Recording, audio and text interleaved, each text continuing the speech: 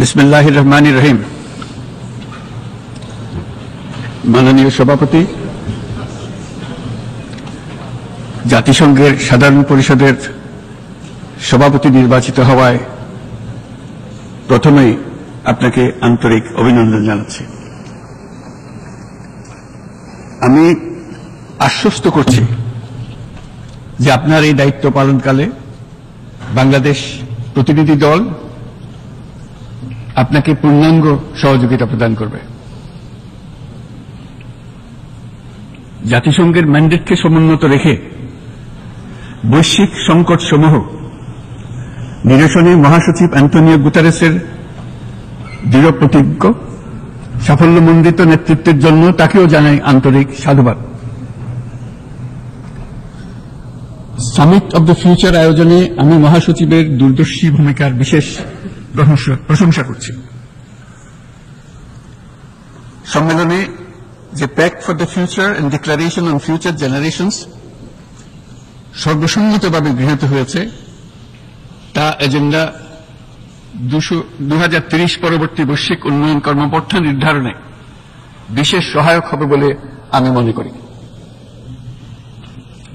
বাংলাদেশ বিশ্বাস করে যে এই সম্মেলনের অর্জন বৈশ্বিক সমৃদ্ধি অর্জনের জন্য আমাদের সবার অভিপ্রায় ও সহযোগিতা কাঠামো প্রণয়নে দিক নির্দেশক হিসেবে কাজ করবে। এই জুলাই আগস্ট মাসে বাংলাদেশে যে যুগান্তকারী পরিবর্তন সংঘটিত হয়েছে তার প্রেক্ষিতেই আজ আমি বিশ্ব সম্প্রদায়ের এই মহান সংসদে উপস্থিত হতে পেরেছি। আমাদের গণমানুষের, বিশেষ করে তরুণ সমাজের অফুরন্ত শক্তি আমাদের বিদ্যমান রাষ্ট্র কাঠামো ও প্রাতিষ্ঠানিক আয়োজনগুলো আমূল রূপান্তরের এক নতুন সম্ভাবনার দ্বার উন্মোচন করেছে। আমাদের ছাত্র ও যুব সমাজের আন্দোলন প্রথম দিকে মূলত ছিল বৈষম্য বিরোধী আন্দোলন, পর্যায়ক্রমে তা গণ আন্দোলনের রূপ নিয়েছে। এরপর সারা পৃথিবী আবার বিস্ময় দেখেছে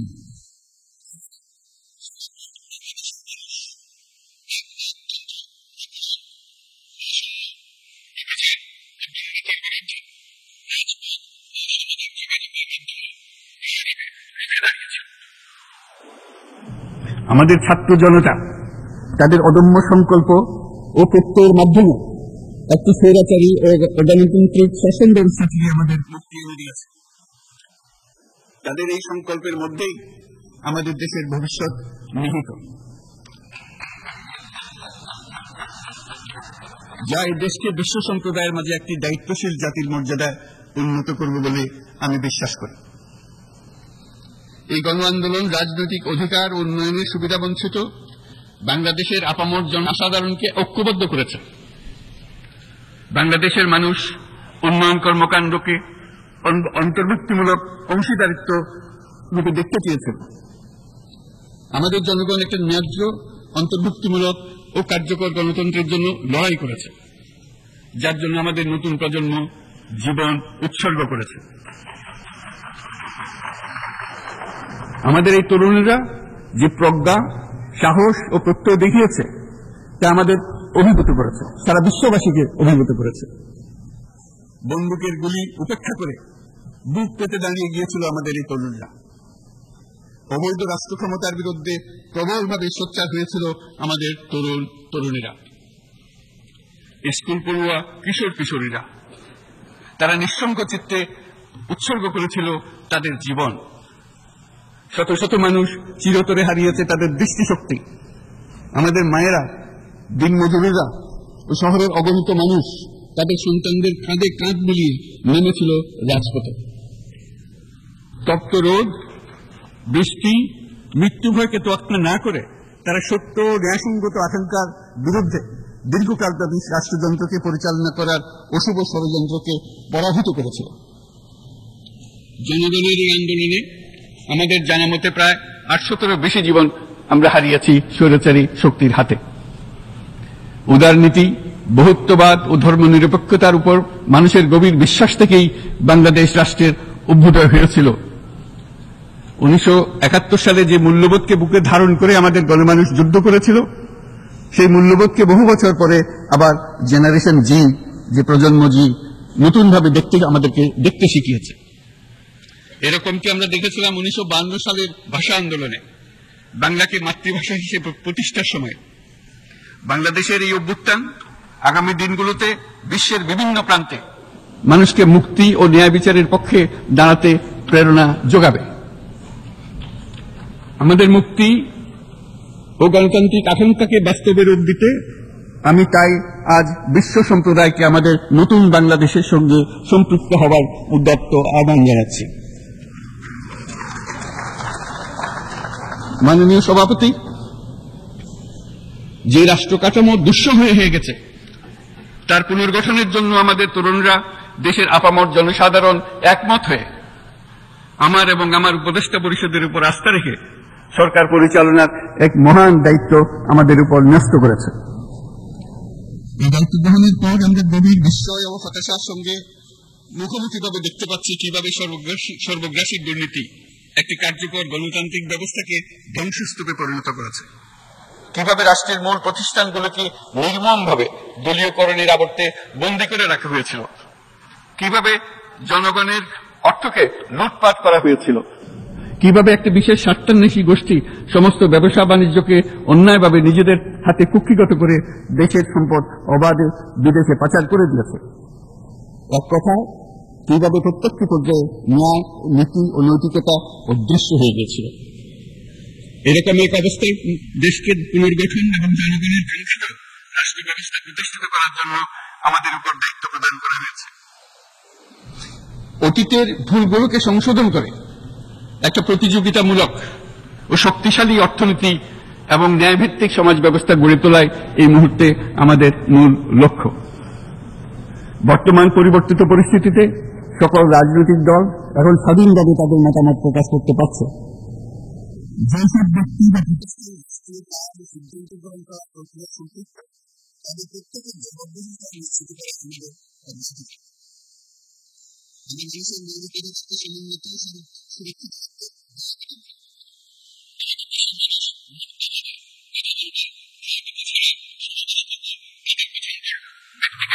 নির্বাচিত করবে, এটাই জাতির আকাঙ্ক্ষা এবং এটাই আমাদের লক্ষ্য। বিচার বিভাগের স্বাধীনতা সংরক্ষণ ও সাইবার ডোমেইন সহ গণমাধ্যমের স্বাধীনতা সুসংহতকরণে আমরা প্রতিজ্ঞাবদ্ধ। আমাদের একজন কৃষক বা একজন শ্রমিকের সন্তানও যেন সমাজের সর্বোচ্চ শিখরে পৌঁছতে পারে, সেই লক্ষ্যে বিশালকার অবকাঠামো নির্মাণের বদলে স্বাস্থ্য ও শিক্ষা খাতে বরাদ্দ বৃদ্ধির আমরা গুরুত্ব আরোপ করছি। রাষ্ট্র ব্যবস্থার সকল পর্যায়ে সুশাসন ফিরিয়ে আনাই আমাদের অভীষ্ট। বাংলাদেশের যেসব আন্তর্জাতিক, আঞ্চলিক এবং দ্বিপাক্ষিক চুক্তির পক্ষভুক্ত, সেগুলো প্রতিপালনে আমাদের সরকার বদ্ধপরিকর। জাতিসংঘ সহ বহুপাক্ষিক বিশ্ব কাঠামোতে বাংলাদেশের সক্রিয় অংশগ্রহণ ও অবদান অব্যাহত থাকবে। পারস্পরিক শ্রদ্ধাবোধ, মর্যাদা ও স্বার্থরক্ষণের ভিত্তিতে বাংলাদেশ বিশ্বের সকল রাষ্ট্রের সাথে বন্ধুত্বপূর্ণ সম্পর্ক বজায় রাখবে। মাননীয় সভাপতি, গত 7 সপ্তাহের মধ্যে আমাদের সরকার বিভিন্ন গুরুত্বপূর্ণ পদক্ষেপ গ্রহণ করেছে। আমাদের অনুরোধে সাড়া দিয়ে জাতিসংঘের মানবাধিকার বিষয়ক হাই কমিশনার বাংলাদেশের গণ আন্দোলনকালে সংগঠিত মানবাধিকার লঙ্ঘনের বিষয়ে বিস্তৃত অনুসন্ধান এবং এইসব বিষয়ে ঘটনার পুনরাবৃত্তি রোধে পরামর্শ প্রদানের জন্য একটা ফ্যাক্ট ফাইন্ডিং কমিশন গঠন এবং তার কাজ শুরু করার জন্য দ্রুত বাংলাদেশে পাঠিয়ে দিয়েছে। আমি তাকে বাংলাদেশের পক্ষ থেকে অশেষ ধন্যবাদ জানাচ্ছি। দায়িত্বভার গ্রহণের 2 সপ্তাহের মধ্যে আমরা গুম প্রতিরোধে যে আন্তর্জাতিক কনভেনশন রয়েছে তাতে যোগদান করেছি।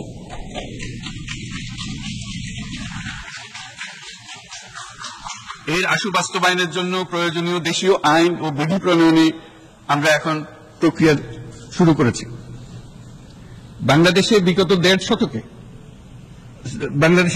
1.5 দশকে যে সমস্ত গুমের অভিযোগ রয়েছে সেগুলো তদন্ত করার জন্য একটি তদন্ত কমিশন এই মুহূর্তে কর্মরত আছে। মানুষের আস্থা, আত্মবিশ্বাস ফিরিয়ে আনতে এবং নির্মম অতীত যেন আর ফিরে না আসে কোনোদিন, সেই জন্য আমরা কিছু সুনির্দিষ্ট খাতে সংস্কারকে অগ্রাধিকার দিয়েছি। সেই লক্ষ্যে আমরা বিদ্যমান নির্বাচন ব্যবস্থা, সংবিধান, বিচার ব্যবস্থা, জনপ্রশাসন, আইন শৃঙ্খলা ব্যবস্থা সংস্কারের জন্য স্বাধীন কমিশন গঠন করেছি। সংবাদপত্র ও গণমাধ্যমের সংস্কারের জন্যও পৃথক কমিশন সহ আরো কয়েকটি বিশেষ বিষয়ে কমিশন গঠন প্রক্রিয়াধীন রয়েছে। ব্যবসা বাণিজ্যে অনুকূল পরিবেশ সৃষ্টির লক্ষ্যে আমরা ব্যাংক ও আর্থিক খাতের ব্যাপক সংস্কারের উদ্যোগ গ্রহণ করেছি। কোন বিদেশি ব্যবসা বা বিনিয়োগ যেন ক্ষতিগ্রস্ত না হয় তা নিশ্চিত করতে আমরা বদ্ধপরিকর। এসব সংস্কার যেন টেকসই হয়, দীর্ঘমেয়াদে নিশ্চিত করতে এবং অবাধ ও নিরপেক্ষ অংশগ্রহণপূর্বক নির্বাচনের জন্য উপযোগী পরিবেশ সৃষ্টি করতে আমরা কাজ করে যাচ্ছি। গণতন্ত্র, আইনের শাসন, সমতা, সমৃদ্ধি অর্জনের মাধ্যমে একটি ন্যায়ভিত্তিক সমাজ হিসেবে আত্মপ্রকাশের অভিপ্রায় বাস্তবায়নে আমি বাংলাদেশের প্রতি আন্তর্জাতিক সম্প্রদায়ের সমর্থন ও গভীরতর সম্পর্ক গঠন করার জন্য আহ্বান জানাচ্ছি।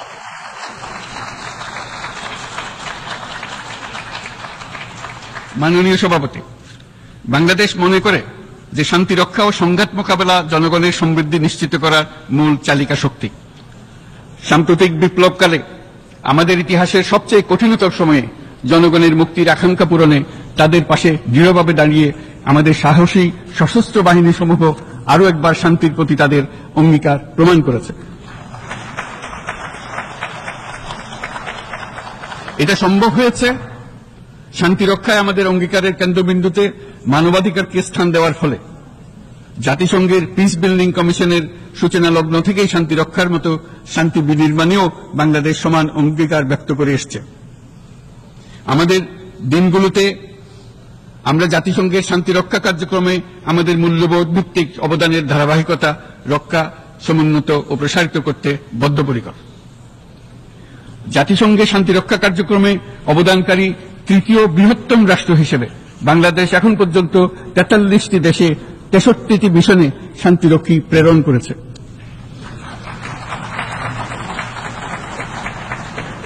বসনিয়া থেকে শুরু করে কঙ্গো পর্যন্ত বিশ্বের বিভিন্ন প্রান্তে এসব মিশনে দায়িত্ব পালনকালে 168 জন বাংলাদেশি শান্তিরক্ষী নিজেদের জীবন বিসর্জন দিয়েছে। আমরা আশা করি যে কোনো অবস্থায় নানা প্রতিকূলতা সত্ত্বেও জাতিসংঘের ভবিষ্যৎ শান্তিরক্ষী কার্যক্রমগুলিতে বাংলাদেশের প্রতিরক্ষা বাহিনীর সদস্যরা একইভাবে অবদান রাখার সুযোগ পাবে। মাননীয় সভাপতি, আমাদের সকলের বাসস্থান এই পৃথিবী বৈশ্বিক অগ্রাধিকারগুলোকে সঠিকভাবে নির্ণয় করতে আগ্রহী। জলবায়ু পরিবর্তন আমাদের সকলের অস্তিত্বের প্রতি হুমকি স্বরূপ।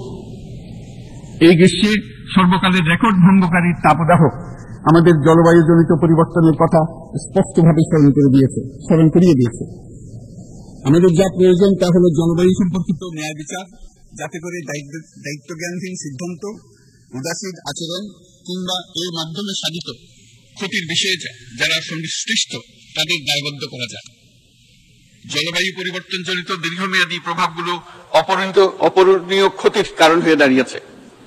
আমরা জীব বৈচিত্র্য হারিয়ে ফেলছি, প্যাথোজেনের পরিবর্তনের ফলে নতুন রোগ বাড়ছে, কৃষিক্ষেত্রে চাপ বাড়ছে ক্রমাগতভাবে, পানি সম্পদ ঝুঁকিতে ফেলছে আমাদের বাসযোগ্যতাকে, সমুদ্র পৃষ্ঠের উচ্চতা বৃদ্ধি এবং লবণাক্ততা আমাদের ক্ষতি করছে প্রতিনিয়ত। ঘূর্ণিঝড়ের সংখ্যা ও মাত্রা বৃদ্ধির কারণে যে ক্ষতি হচ্ছে তাকে উপেক্ষা করার সুযোগ নেই। ক্ষুদ্র কৃষক, প্রান্তিক পর্যায়ে জীবিকা অন্বেষণকারীরা জলবায়ু পরিবর্তনজনিত ঝুঁকির মুখোমুখি হচ্ছে সবচেয়ে বেশি। আমি আজ এই বিশ্ব সভায়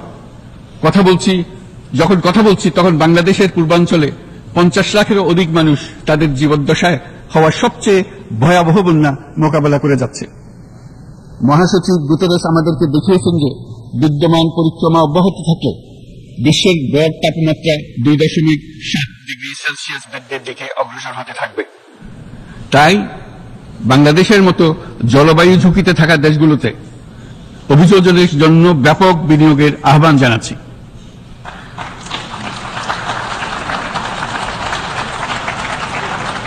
এছাড়াও উদ্ভাবনী শক্তির প্রয়োগ, অতিরিক্ত অর্থায়নের মাধ্যমে লস এন্ড ড্যামেজ ফান্ডকে কার্যকর করা আমাদের জন্য অত্যন্ত গুরুত্বপূর্ণ।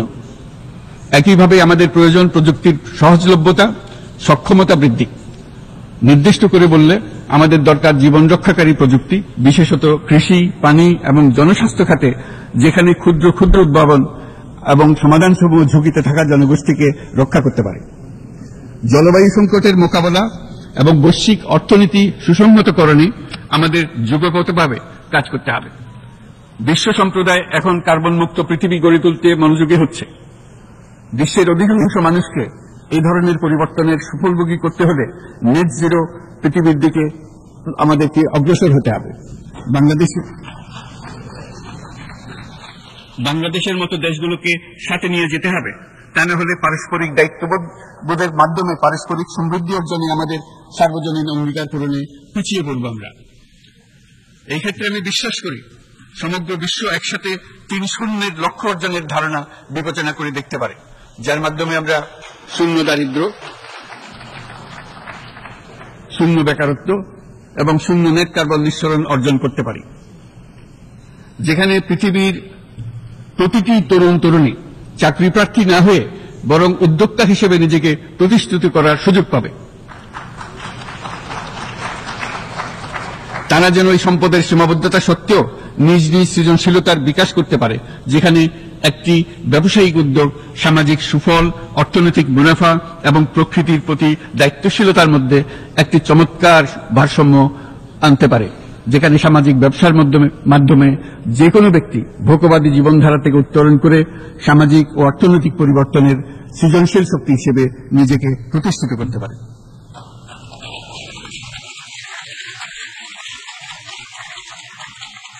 এই সময়ে তাই প্রয়োজন উন্নত উন্নয়নশীল সকল দেশসমূহ এবং বিভিন্ন অংশীদারদের মধ্যে নতুন দৃষ্টিভঙ্গি, নতুন মূল্যবোধ এবং নতুন একতা। সামগ্রিকভাবে এই লক্ষ্য অর্জনে জাতিসংঘ ব্যবস্থা, জাতীয় আঞ্চলিক পর্যায়ে সরকারসমূহ, সকল ব্যবসা প্রতিষ্ঠান, বেসরকারি অংশীজন এবং দাতব্য সংস্থাগুলোকে একসঙ্গে কাজ করতে হবে। আমাদের অর্থনৈতিক কাঠামোতে সামাজিক ব্যবসাকে স্থান দিলেই নিচের অর্ধেকাংশ মানুষের জীবনে তা বিরাট পরিবর্তন আনতে পারে।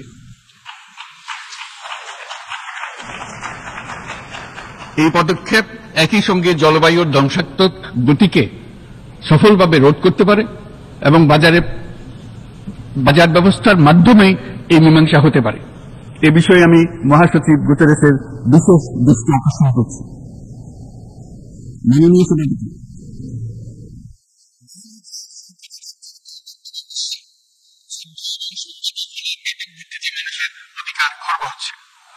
বিশ্ববাসীর উদ্বেগ এবং নিন্দা সত্ত্বেও গাজায় গণহত্যা থামছে না।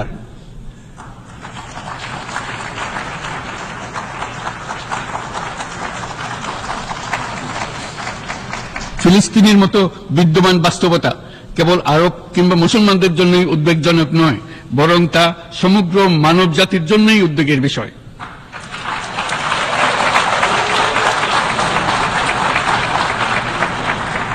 একজন মানুষ হিসেবে প্রত্যেক ফিলিস্তিনির জীবন অমূল্য।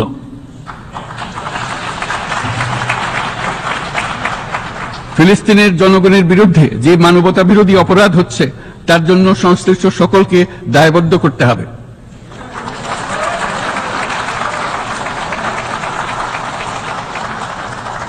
ফিলিস্তিনের জনগণের উপর চলমান নৃশংসতা, বিশেষত নারী এবং শিশুদের সাথে প্রতিনিয়ত যে নিষ্ঠুরতা বিশ্ব দেখাচ্ছে, তা থেকে নিস্তারের জন্য বাংলাদেশ অনতিবিলম্বে সম্পূর্ণ যুদ্ধবিরতির আহ্বান জানাচ্ছে।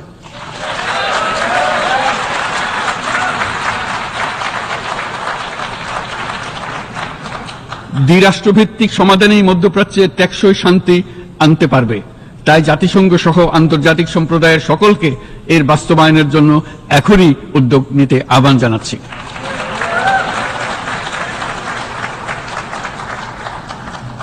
গত 2.5 বছর ধরে ইউক্রেনে চলমান যুদ্ধে বহু মানুষ প্রাণ হারিয়েছে।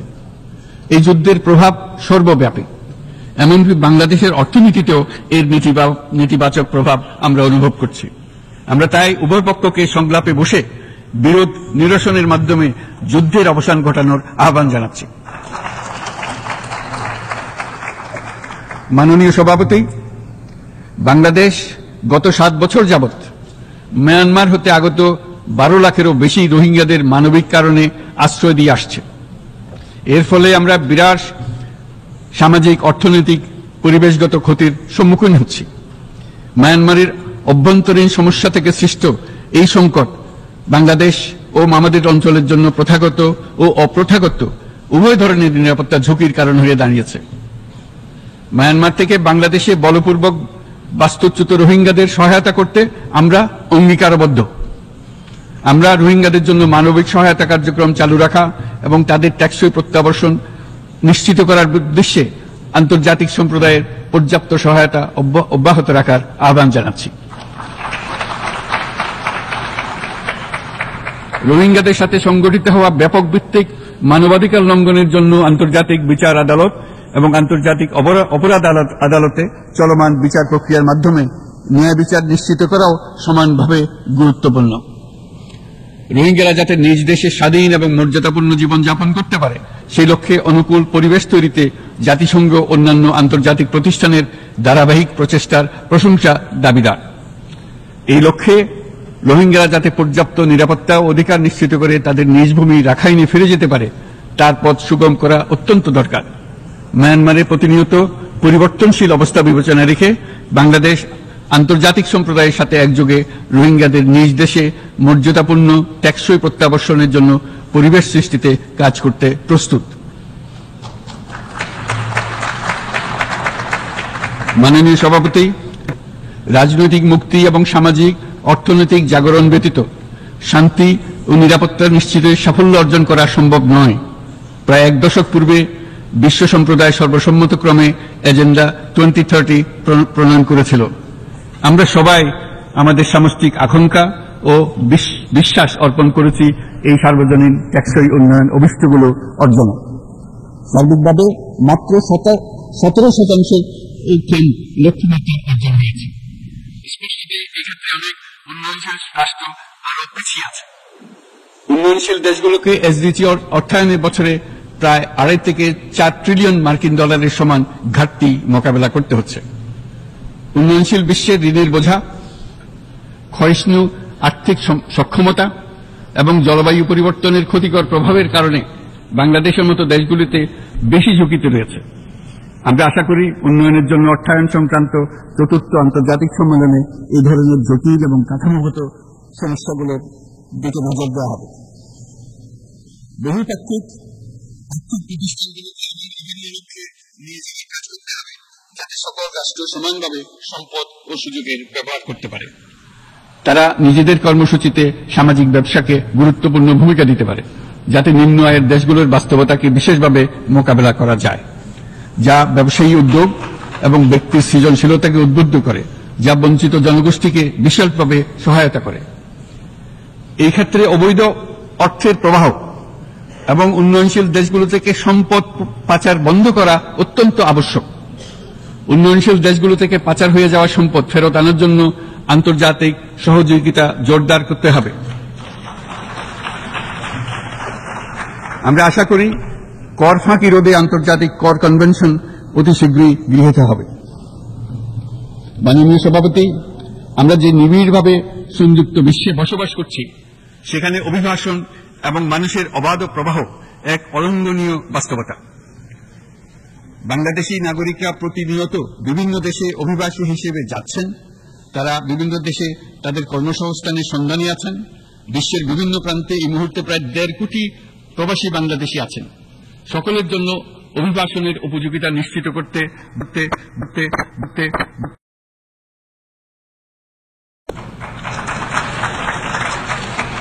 আন্তর্জাতিক সম্প্রদায়কে অভিবাসীদের মানবাধিকার এবং তাদের প্রতি মানবিক আচরণ নিশ্চিত করতে হবে। অভিবাসনের উপর 2018 সালে যে গ্লোবাল কম্প্যাক্ট অন মাইগ্রেশন গৃহীত হয়েছে তার পূর্ণ বাস্তবায়নে বাংলাদেশ প্রতিশ্রুতিবদ্ধ এবং একই সাথে অনিরাপদ অভিবাসন রোধেও আমরা বদ্ধপরিকর। মাননীয় সভাপতি, প্রতি বছর প্রায় 25 লক্ষ তরুণ তরুণী বাংলাদেশের শ্রমবাজারে যুক্ত হচ্ছেন। বাংলাদেশের বিপুল জনশক্তির প্রায় 2/3 তরুণ। এই জনশক্তিকে বর্তমান ও আগামীর জন্য গড়ে তোলা বাংলাদেশের জন্য একটা বড় চ্যালেঞ্জ। ক্রমপরিবর্তনশীল কর্মজগতে একজন তরুণকে প্রতিনিয়ত নতুন দক্ষতা অর্জন করতে হয়।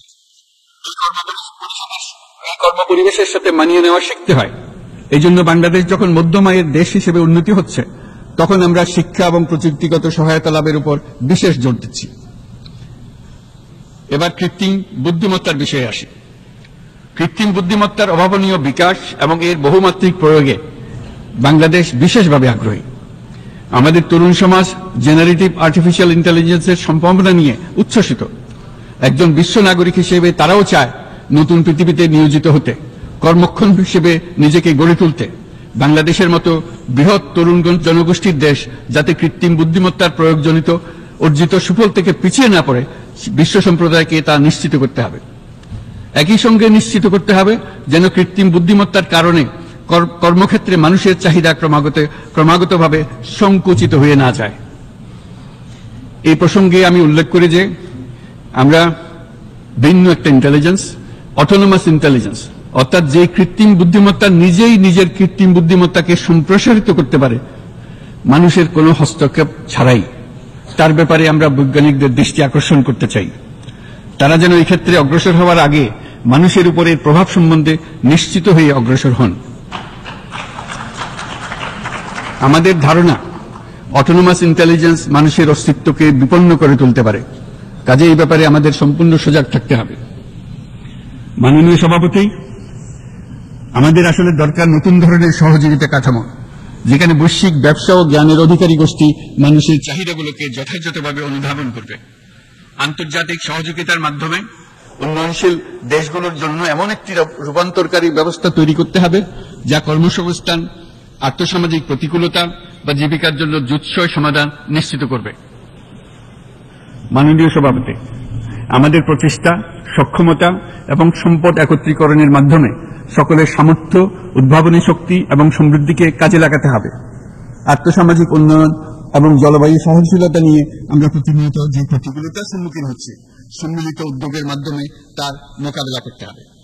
বৈশ্বিক দক্ষিণের দেশগুলোকে অনন্য অর্থনৈতিক এবং সামাজিক প্রেক্ষাপটে দক্ষিণ দক্ষিণ এবং ত্রিভুজীয় সহযোগিতা এই ক্ষেত্রে বিশেষভাবে সহায়ক হতে পারে বলে আমি মনে করি। বৈশ্বিক দক্ষিণের আওয়াজকে বিশ্বব্যাপী জোরালোভাবে তুলে ধরার জন্য প্রয়োজন সম্মিলিত উদ্যোগ। সেজন্য বৈশ্বিক এজেন্ডা প্রণয়ন ও বাস্তবায়ন নিশ্চিত করতে বৈশ্বিক দক্ষিণের দেশগুলোর মতামতকে যথাযথ গুরুত্বের সাথে বিবেচনা করতে হবে। জনাব সভাপতি, কোভিড অতিমারির অভিজ্ঞতায় আমরা দেখেছি জনস্বাস্থ্যে ব্যাপক বিনিয়োগ কতটা গুরুত্বপূর্ণ হতে পারে। বিশ্ব স্বাস্থ্য সংস্থায় বৈশ্বিক অতিমারি চুক্তির চলমান আলোচনায় বাংলাদেশ নেতৃত্ব প্রদান করে চলেছে। আমরা চাই কার্যকর আন্তর্জাতিক সহযোগিতা, জনস্বাস্থ্য ব্যবস্থায় অর্থায়ন, প্রযুক্তি হস্তান্তর, গবেষণা ও উন্নয়ন, ভ্যাকসিন থেরাপিউটিক্সের উৎপাদন বহুমুখীকরণ এবং সকল ভ্যাকসিনকে মেধাস্বত্ব অধিকার মুক্ত ঘোষণা করার ব্যাপারে ঐক্যমত্য গঠন। অসংক্রামক রোগসমূহের বিরুদ্ধে লড়াইয়ে এই বিষয়গুলি অত্যন্ত গুরুত্বপূর্ণ। জনাব সভাপতি, এবছর আমরা জাতিসংঘের সাথে বাংলাদেশের অংশীদারিত্বের সুবর্ণ জয়ন্তী উদযাপন করছি।